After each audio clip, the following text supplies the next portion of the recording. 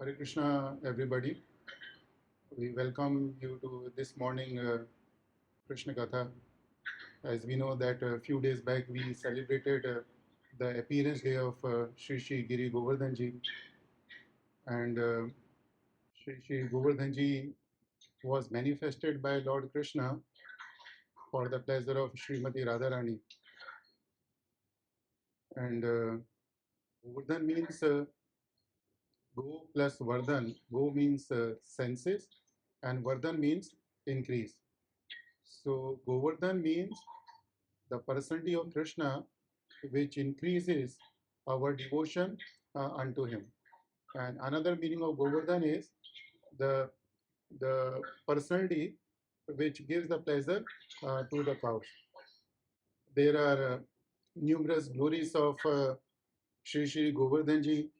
This has been given in the scriptures, and in Srimad Bhagavatam, in the 10th canto, there are 4 or 5 chapters where Shukdev Goswami gives an account of how the worship of Giri Govardhan Ji was started by Krishna, how Lord Krishna lifted the Govardhan Hill, how did he give the protection to the Brijvasis, and how did he accepted the prayers of Indra, and later on he accepted the apologies of Indra and forgave him.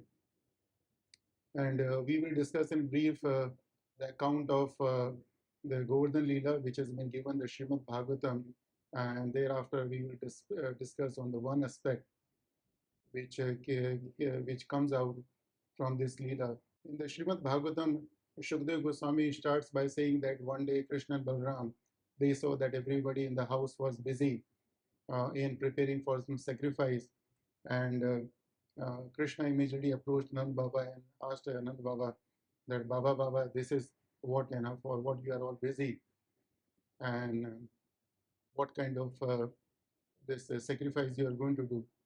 So Nand Baba said, this sacrifice is meant for the pleasure of Indra, but why do you want to please Indra? Because he is the one who demigod to provide the rains. The clouds are his representatives. Once he provides when he provides the rains, due to that discharge of rain, we get so many eatables, fruits, vegetables, etc. So Krishna asked him, okay, Baba, this is based on some scriptures or based on some custom. So Baba did not have the clear answer. Baba said, okay, this we have been doing for many years, and there are other personalities also who worship Indra. So Krishna asked Baba that Nanda Baba that Baba, how do you worship your Indra? And Nanda Baba said, Beta, we collect all the grains and various paraphernalia which is produced from the discharge of rain, and we offer to Indra. And Krishna said, Baba, see, we are not the people who live in the cities and villages. We are the people who are living in a small place, And we have the beautiful hill here, which is providing us the grass for the cows, which is providing us so many things for our survival. So I suggest that you should offer the paraphernalia what you have arranged for Indra to the cows, to the Brahmanas, and to the Govardhan Hill. And then he mentioned to them that how they should perform the sacrifice for the pleasure of Govardhan Hill. He said, collect all the paraphernalia. First, you give it to the Brahmanas, then give it to the low, even to the dogs. And then he said, everybody should dress up nicely. Then make all the offerings to the Govardhan Ji and circumambulate the Govardhan. So the Brajvasis had immense love for Krishna, and due to their love and the faith that although this is a little boy, but still he will protect us, they would always accept his proposal. So this time also they accepted the proposal of Krishna and performed the worship of Govardhan Hill as it was suggested by Krishna. And at the end, once they performed the worship, Krishna assumed a very gigantic form, and he ate all the offerings which were offered to Govardhanji. And then Krishna said, see, the Govardhan has been so merciful that he had accepted our offerings and in such a beautiful form.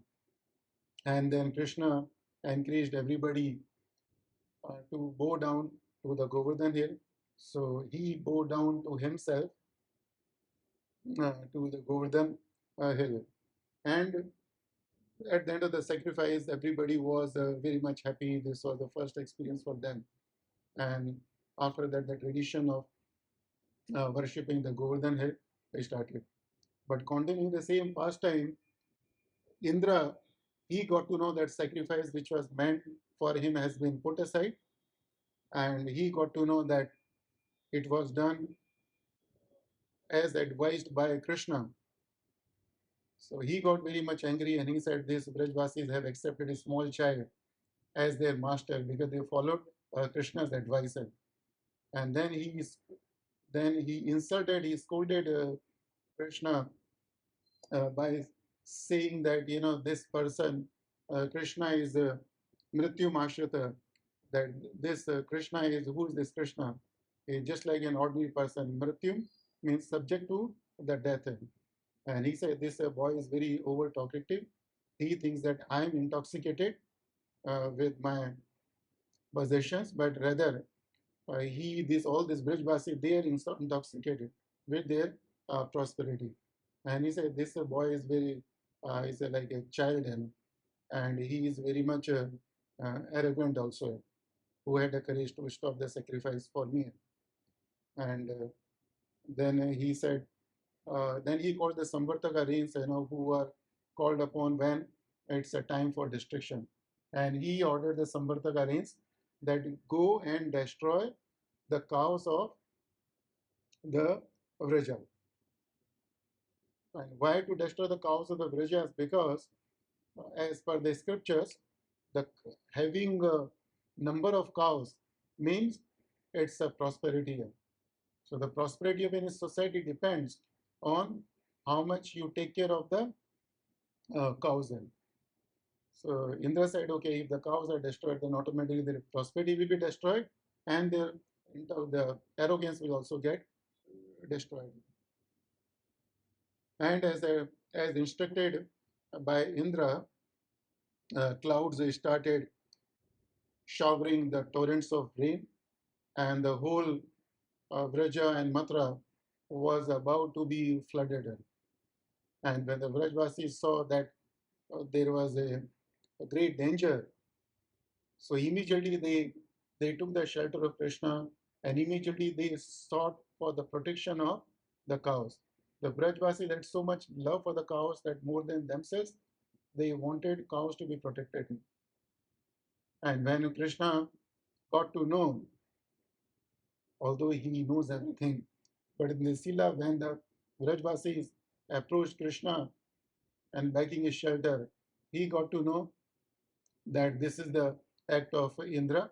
Due to his pride and arrogance, he has decided to flood the whole Mathura and Brasdam. And then he said to himself that tasmad mat sharnam goshtam madnatham mat parigraham gopaya swatma yogena soyam me vrat ahita. So Krishna said tasmad mad sharnam goshtam. Krishna is concluding, Krishna said tasmad. Say therefore mad sharnam goshtam. Goshtam means the Brajvasis. That all these gopas and gopis have taken my shelter. And not only they have taken my shelter, but they accepted me as their master. Means they are following my advice, they are following my orders. So since they have done two things, they are mad parigram, they are part of my family members. And Gopaya Swatma Yogena. Krishna says, Swatma, Gopaya means I will protect. But how will you protect? Atma Yogena. By my own internal potency, I will protect them. And Krishna says, so yam me vrat ahita. This is my vow. This is my firm vow. So here Krishna wanted to tell us that if we not only take shelter of him, but also accepting the master means we follow his instruction, then we become part of the Krishna's family. So as Krishna takes care of, you can say the Radharani and many of his exalted devotees, for the family members, Krishna will take care of us. But the point is that it's not simply taking the shelter of Krishna. We can take the shelter of Krishna when we are in distress, but when we are out of distress, again we go back to our own obnoxious activities. That's not the shelter, and that's incomplete. The shelter means you take the shelter and accept Krishna as the master means you follow the instructions of Krishna. And if you do these things, two things, then Krishna says, okay, now you are my family members. And then Krishna called his father and mother. He said, Baba and Mama. He called his father and mother and even his other friends and Brajvasis. He said, come and come under this. Yeah, he thought this and then immediately he lifted the Govardhan Hill. And Bhagavatam says he lifted the Govardhan Hill as if a child would lift a mushroom stick, or an elephant would pick up a lotus flower. Means he did not feel anything when he lifted the Govardhan Hill. Then he started inviting everybody that come and come under the hill. And Krishna was telling that don't fear, because Brajvasis were afraid that this small boy has picked up the Govardhan Hill. He is inviting everybody to come under the hill. So should we go there or not? So Krishna said, it's up to you. You want come underneath, you come underneath, and I leave it up to you. Krishna never forces us for anything. Krishna will always give us a choice. We have all independence. So whether we follow that advice or don't follow that advice, it's on us. And in both the cases, we enjoy or suffer the consequences. If we follow the advice of Krishna, we enjoy the consequences. If we don't follow the advice of Krishna, we suffer the consequences. So Vrajvasis immediately ran and they took the shelter of the Govardhan Hill. And somebody may wonder how come the Govardhan Hill was capable of giving the shelter to the whole Mathura and Vrindavan. So Srila Vishwanath Chakravarti Thakur explains that due to the touch of Krishna, Govardhan Hill got into ecstasy and he expanded himself. And there were thousands of thunderbolts by Indra, and Govardhan was attacked by all those thunderbolts simultaneously. But Govardhan Hill did not feel any pain because there was a touch of Krishna. So we understand from this pastime that we may have hundreds of painful situations like a thunderbolt attacking us at the same time. But if we have just a little touch of Krishna, right, then we stay protected. And Krishna continued to hold the Govardhan Hill for 7 days on this little finger of the left hand. And all the Brajvasis were standing under the Govardhan Hill for 7 days without any thirst and hunger. And why did not they feel any thirst or hunger? Because they had a direct audience of Krishna, and it was so they were so much absorbed in that they could not feel any thirst or hunger. And this should not be surprising. We have the experience that whenever we have the festivals, for example, we have the Gaur Purnima, we have the Janmashtami, Ram Navami, and in those days we are busy in serving the Lord. And if we are absorbed in serving the Lord, then we don't feel any thirst at all. And on the contrary, on the other days, we start feeling thirsty and hungry early in the morning, and we want the breakfast, lunch, and dinner, and so and so.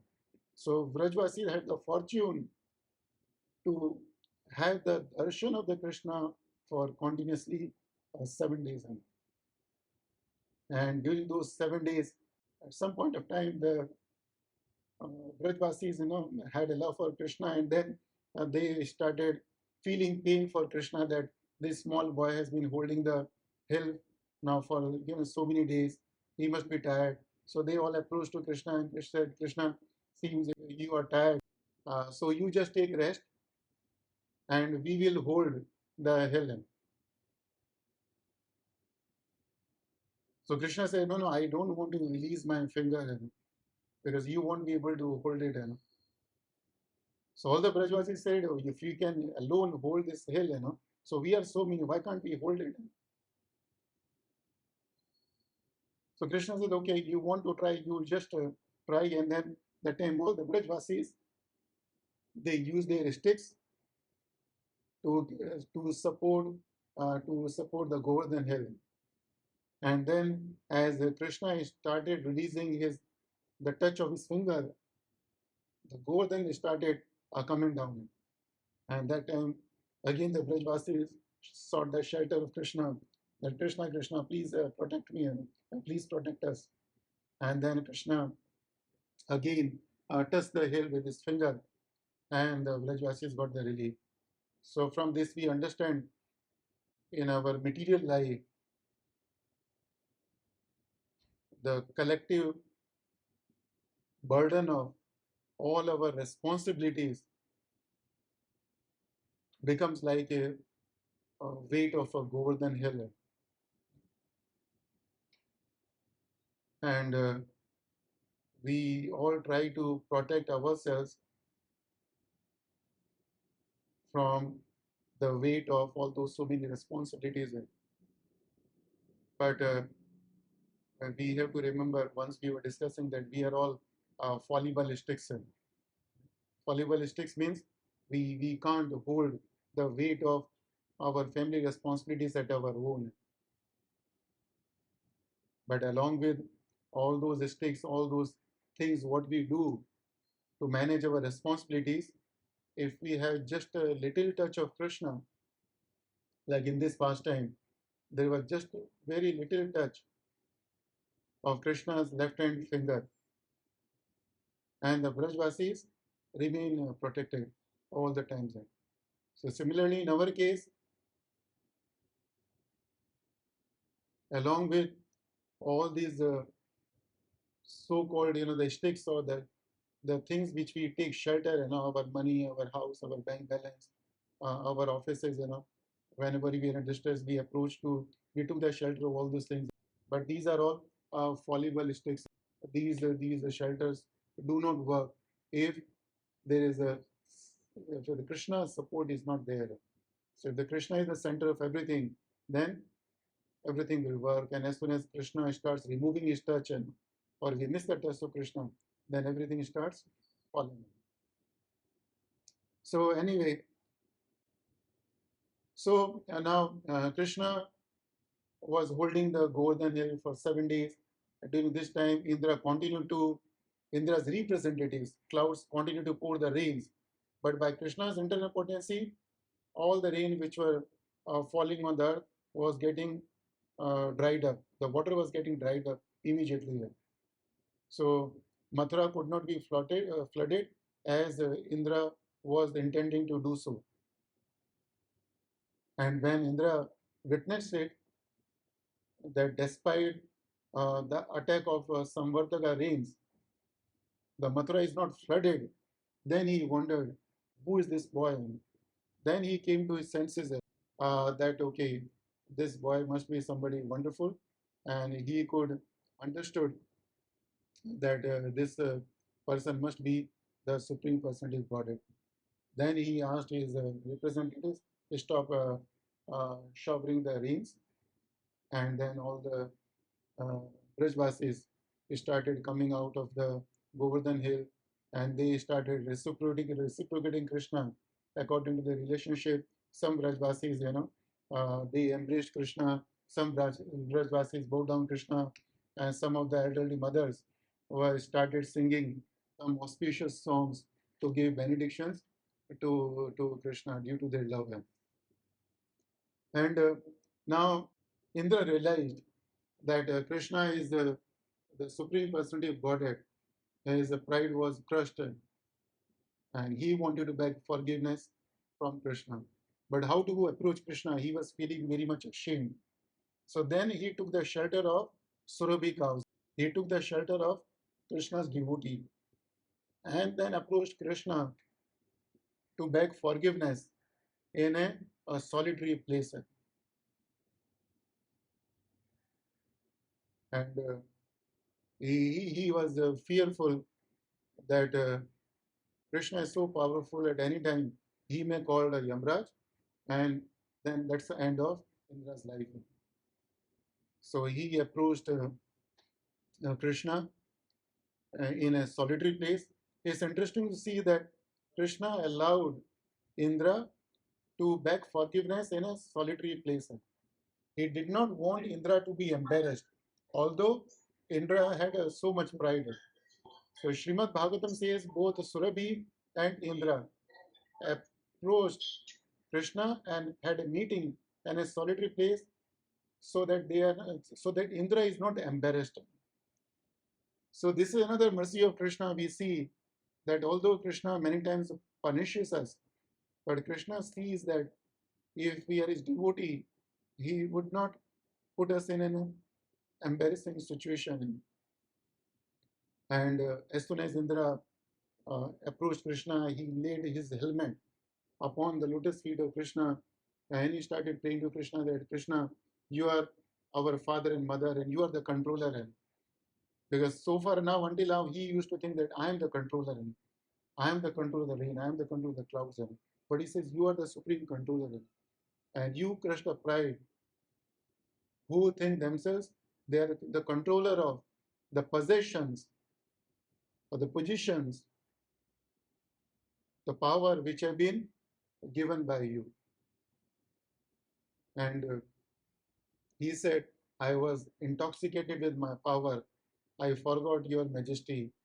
And when the sacrifice which was meant for me was stopped, I became very angry. And he acknowledged that due to my anger, I wanted to kill the cows and I wanted to whole Mathura and Vrindhavan to be flooded. And then he says that my Lord, you have already shown your mercy by destroying my false pride. Now I have come to take your shelter and please give me your shelter.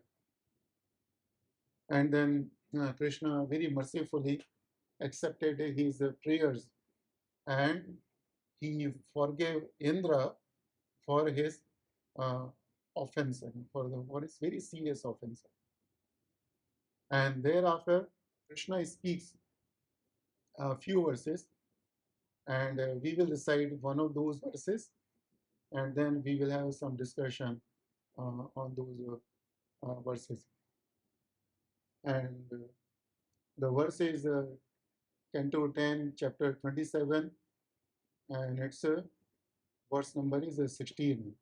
Om Namo Bhagavate Vasudevaya. Om Namo Bhagavate Vasudevaya. Om Namo Bhagavate Vasudevaya. Narayanam Namaskritya Naram Chaiva Narottamam Devim Saraswatim Vyasam Tato Jayamudiraye Nashta Prayeshu Abhatreshu Nityam Bhagavata Sevaya Bhagavati Uttama Shloke Bhakti Bhavati Nashtiti.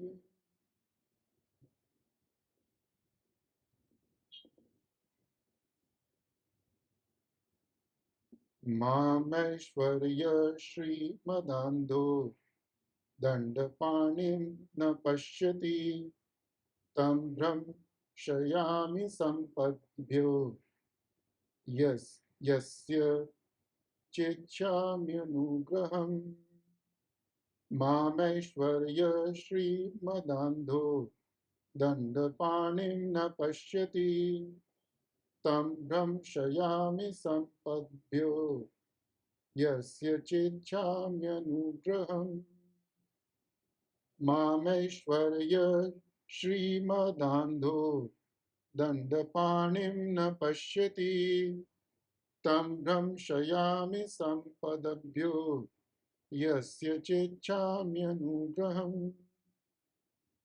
Mam, me, Aishwarya of his power, Shri and opulence, Mother by the intoxication, Antaha rendered blind, Danda with the rod of punishment, Panim in my hand, Na Pashyati, one does not see, Tam, him, Brahmshayami, I make fall Sampatabhya from his material assets, Yasya for whom, Cha and Ichchami I desire, Anugraham benefit. Translation: a man blinded by intoxication with his power and opulence cannot see me nearby with the rod of punishment in my hand. If I desire his real welfare, I drag him down from his materially fortunate position. Purport by the servants of His Divine Grace, A.C. Bhakti Vedanta Swami Srila Prabhupada. So, when Indra offered his prayers, begged forgiveness, and surrendered himself onto the lotus feet of Krishna, Krishna starts speaking to Indra. And the verse before this verse, Lord Krishna tells Indra that, my dear Indra, it was out of my mercy that I stopped sacrifice which was meant for you. So Indra said, how come it is your mercy that I did not get something what should have gotten? So Krishna said that you were very much intoxicated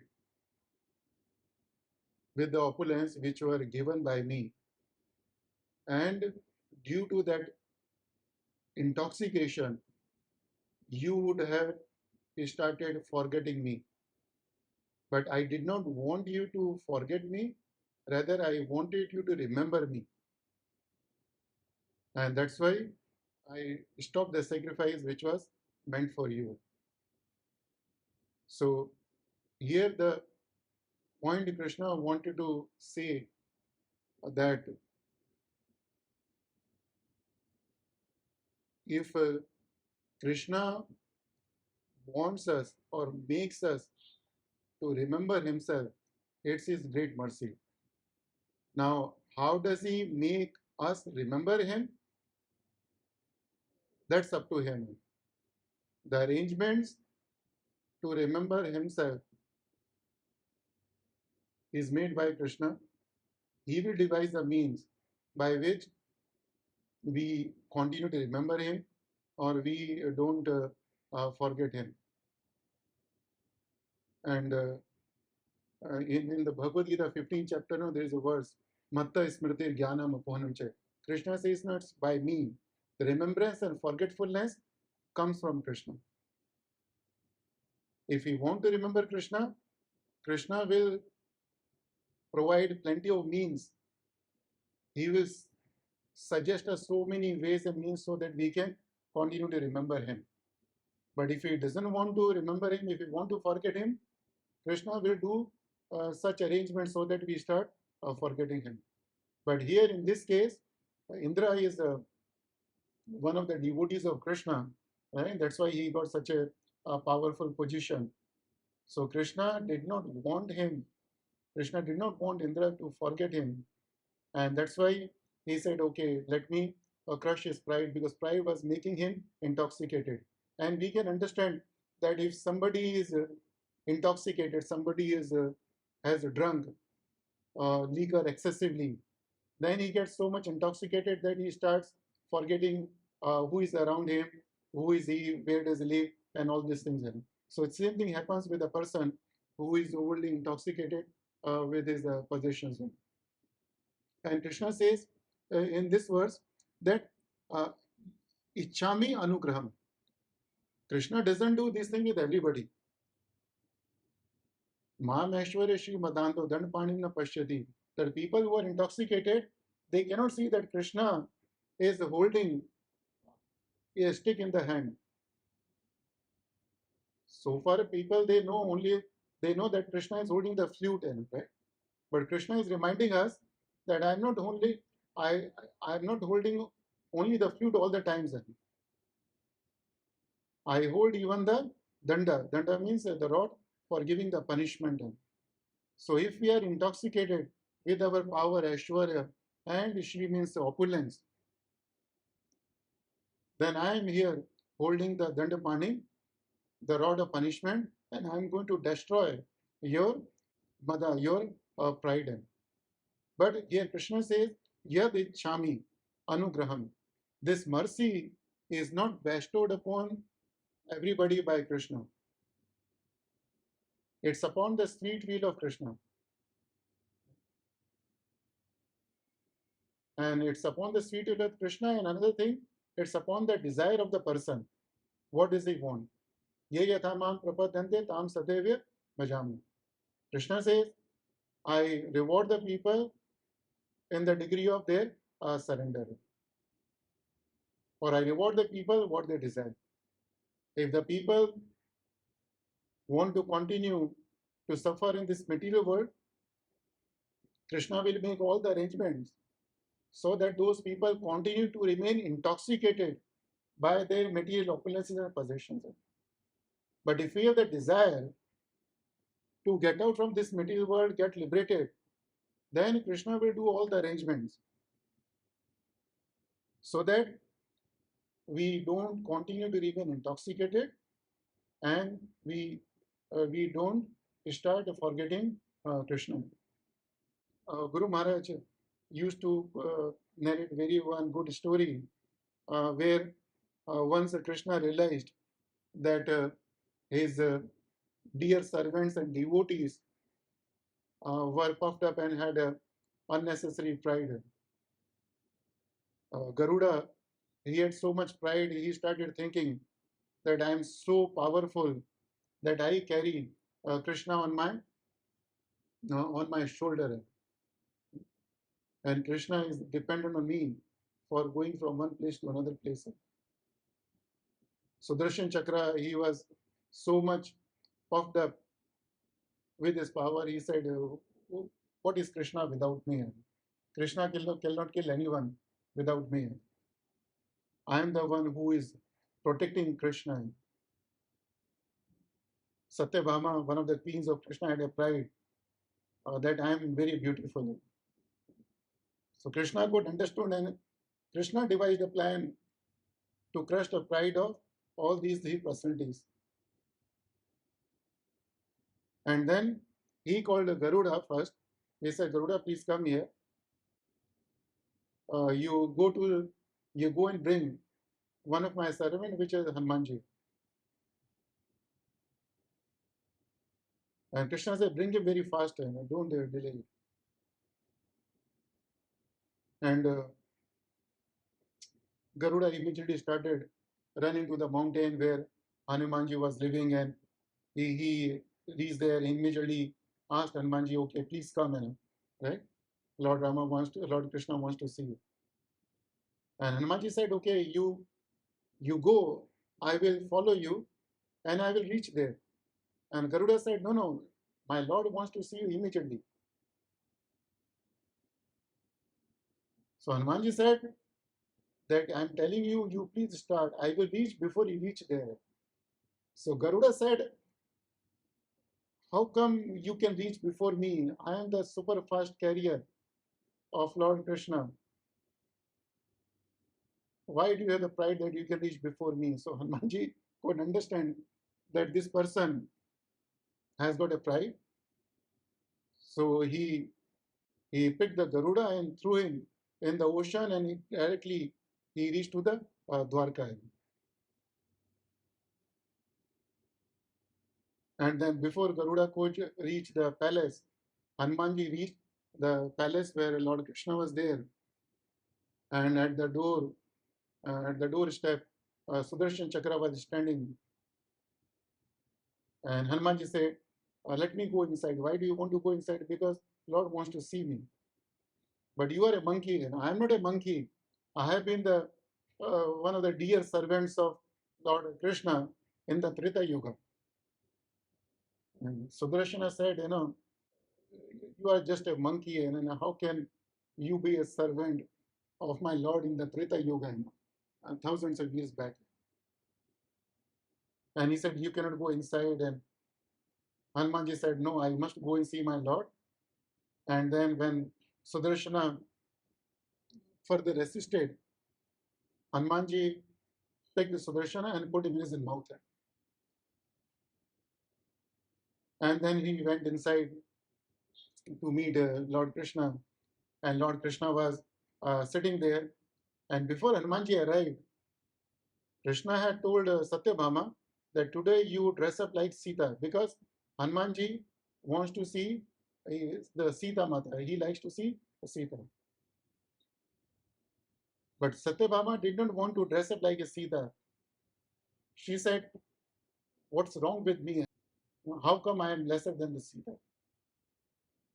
So Krishna said, okay, I have advised you, now do you what you want to do. Yatechasi tatha kuru. So both Krishna and Satyabhama were sitting next to each other, and Hanumanji sat on the lotus feet of Krishna.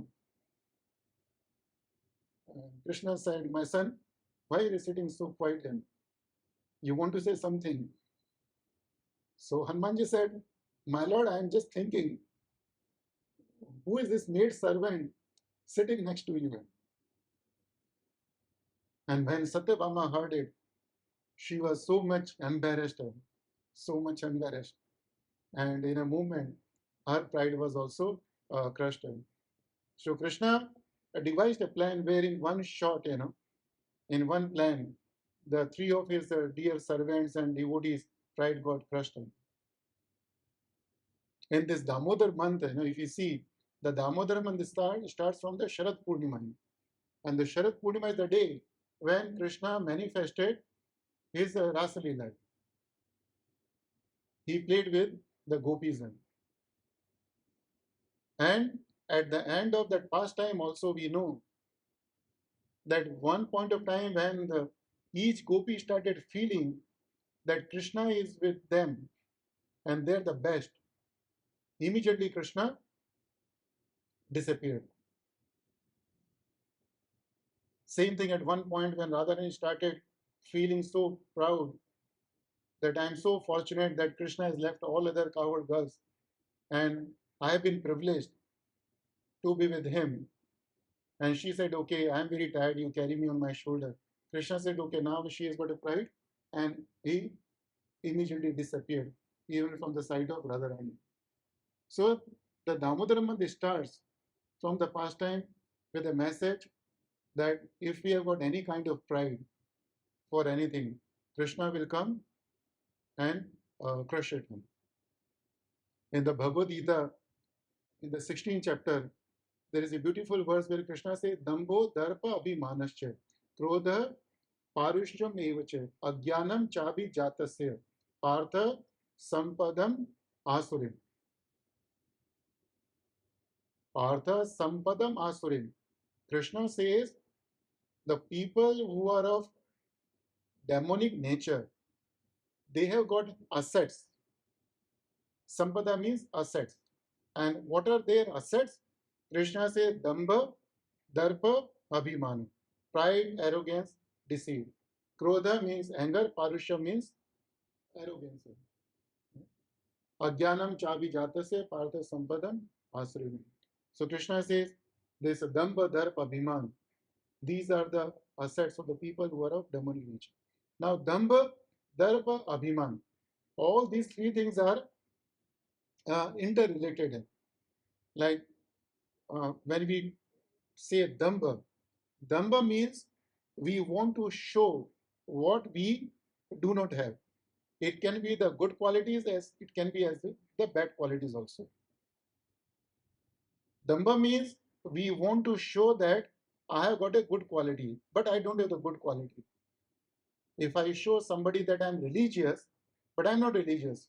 If I show somebody that I get up every day morning for Mangala Arati on time, but I don't get up on time, or I do it on and off, then that's a damba.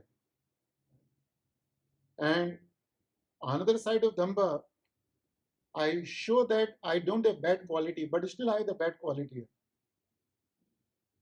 which means that I show that I do not drink liquor, but when I'm in the parties, I drink the liquor. I show that I don't drink tea and coffee when I'm in the midst of devotees, but outside I drink tea and coffee. That's again damba. So damba means showing that you have the good qualities, but you don't have good qualities, or showing that you don't have bad qualities, but you have the bad qualities.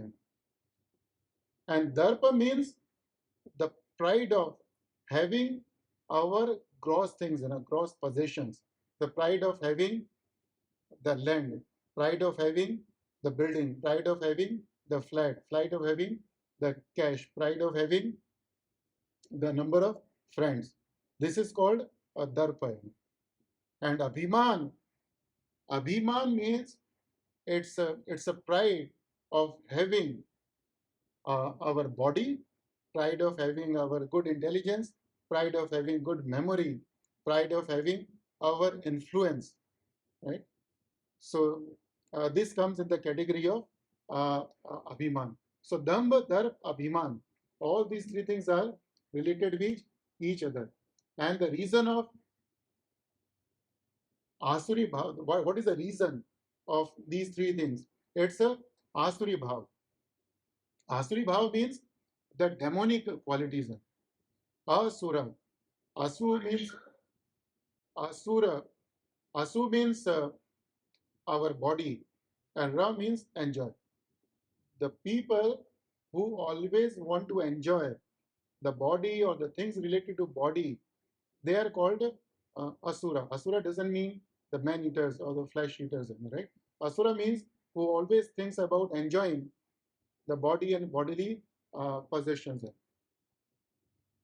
And the thing is that people who are filled with asuri bhav, they have the ego, or I should say they have the false ego. So now in the next 15-20 minutes, we are going to discuss a few aspects relating to the ego. Now the ego, there are two types of egos. One is a real ego, a second is a false ego. The real ego means I am the soul. That's my identity. Eternally I am the soul. And if you go further, the real ego means I am the servant of Krishna. I am meant to serve Krishna. I am the servant of Srila Prabhupada. I am the servant of Guru Maharaj. That's my real ego. The false ego, the false ego, it means that in a simple words, false ego means the feeling that I am also something. And that something is expressed in a different manner. I am something means I am a Canadian passport holder. I am something means I am highly educated. I am CA, CIA, engineer, blah, blah. I am something means I am rich.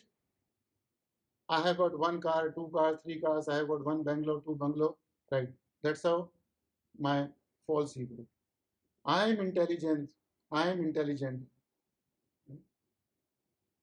I have done this much discoveries. I have done so and so. I am intelligent. I am the father of two highly educated sons. Right? So these are all the different aspects of false ego where we connect ourselves with something. But what is that something which we connect?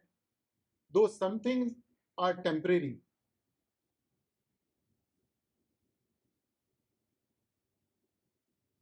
And temporary, and why temporary? Because those things we have acquired in this material world. Whatever we have got, all those things we have acquired. None of the thing we got from birth. You can take anything. Canadian passport, that was acquired. Education was acquired. Our richness was acquired. The family, children, it was acquired. So anything which we get in the material world is acquired, and anything which we get from material world, the nature is that it's temporary, because the material world itself is temporary. So whatever we get from the material world, we cannot get uh, something which is permanent. And the interesting thing is that from our birth itself, we get the false ego. And how come is that? Because we are born with something which we have acquired. And we are born with what? We are all born with a body, and the body we acquire due to our previous karmas, which is again temporary.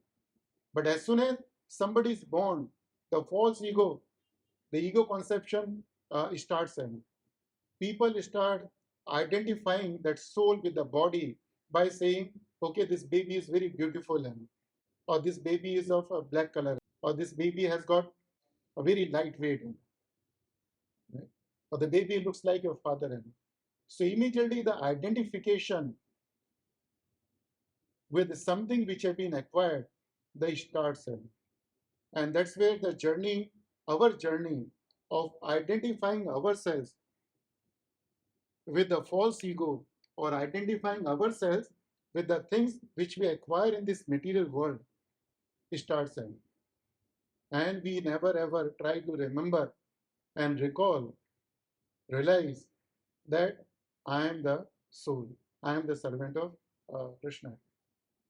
And we all have the experience that how many times in a day, or how many times in the past, in the previous years, we have sat down and thought peacefully and meditated, reflected upon it that, okay, I am the soul, I am the servant of Krishna, this is what I should be doing, blah, blah, right? So most of the times, 99.99% of the time, we are in the mid of the false ego. And that's why Prabhupada used to say most of the times, one of the things he repeated most of the times, he said, I'm not the body, I'm not the body, I'm not the body. Why? Because people continue to think that they are the body, they are the body, they are the body, and act accordingly.